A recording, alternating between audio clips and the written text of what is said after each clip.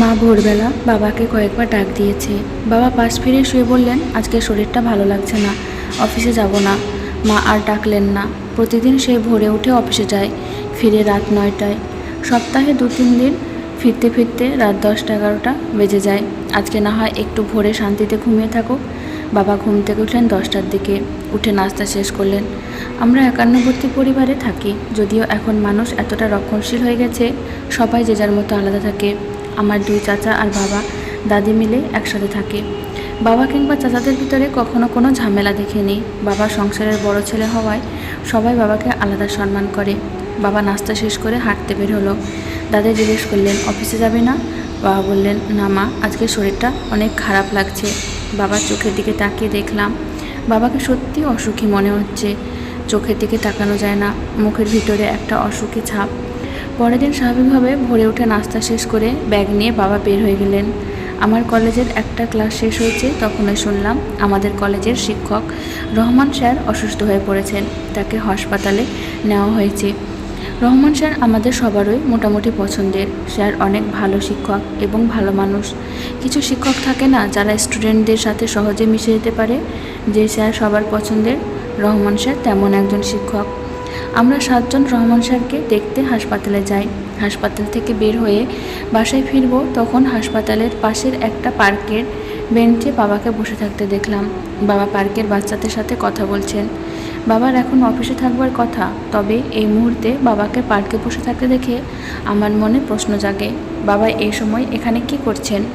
আমার পাশের বন্ধুরা ছিল, যার কারণে দূর থেকে দেখে চলে আসি, বাবার কাছে যাওয়া হয়নি। বাবা অফিস থেকে প্রতিদিন যখন ফিরেন ঠিক একই সময় বাসায় আসলেন। বাবা বাসায় ফিরে প্রথমে আমাকে ডাক দেন, কিন্তু আজকে আর বাবা আমায় ডাকে দিলেন না। বাবার কিছু একটা হয়েছে, সেসব চোখে মুখে স্পষ্ট, কিন্তু বাবা চুপচাপ স্বভাবের। যাই হোক, কাউকে কিছু বলবেন না। পরদিন বাবা অফিসে গেল।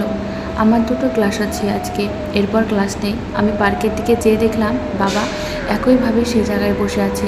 আমি ভাবলাম বাবার কাছে যাবো কিনা। বাবা আমাকে দেখে চমকে উঠলেন, যেন আমাদের দেখা হওয়াটা উচিত হয়নি। বাবা বললেন, তুই এখানের পাশের একটা হাসপাতালে আমাদের স্যার ভর্তি, তাকে দেখতে আসলাম। বাবা বললেন, বসবি? আমি বাবার পাশে বসলাম। বাবা একটা কথা জিজ্ঞেস করব? কি জিজ্ঞেস করবি? আমি সে প্রশ্ন হয়তো জানি। আমার চাকরিটা আসলে নেই, যদিও বাসায় কেউ জানে না, যেন কেউ চাকরি যাওয়ার কথা জানতে না পারে। তাই ভোরের দিকে বের হয়ে বাসা থেকে। বাবাকে কি বলবো বুঝতে পারলাম না। বাবার আয়ে আমাদের সংসার চলতো। একসময় 2 চাচা ছোট ছিলেন, তাদের পড়ালেখার খরচ, ফুপুদের বিয়ে দেওয়া, সব কিছুই বাবা নিজে করেছেন।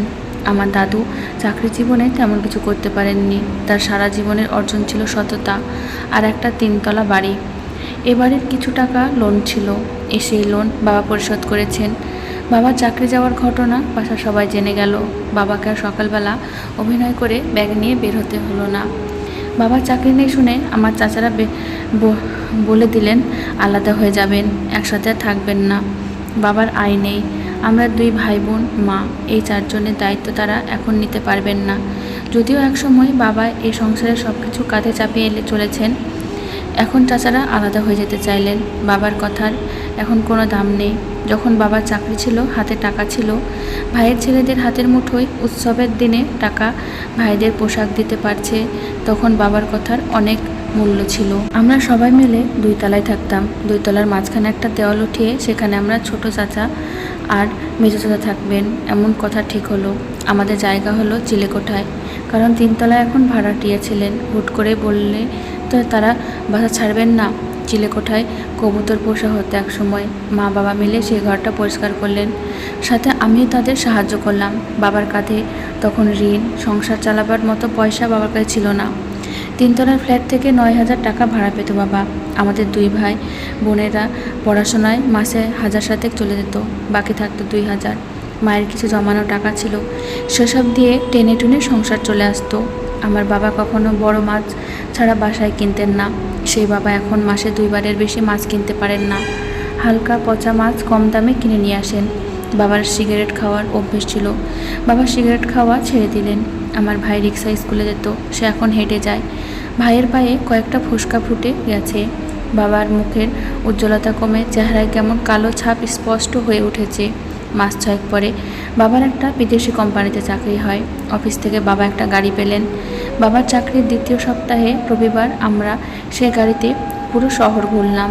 বাবা, মা আর আমরা 2 ভাই বোনে হোটেলে খাবার খেলাম। বহুদিন পরে যেন মনে হলো বাবার চোখের অসুখের ছাপ মুছে গেছে।